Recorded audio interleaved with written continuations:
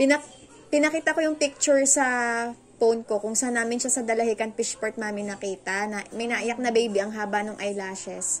Kita namin dun sa sako, nakalabas yung ulo. May naiyak, sabi, uy. Oo, nabili kami isda ng mami niya sa Fishport. Uy, may bata. Uy, alagaan natin. Wala naman tayong inaalagaan.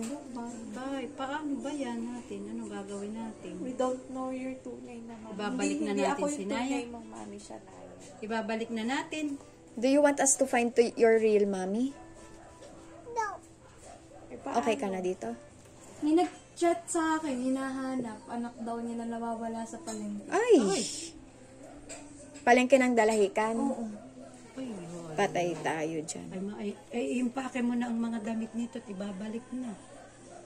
Malapit daw yung bahay nila dun sa basurahan. Wala daw bahay, mga sako-sako lang daw. Ibabalikan na ba namin? Ay siya, lagay na sa bag ang damit nito. May nag-chat sa akin kanina. Ang gagawin natin dito. Ayaw pa naman itong kumain.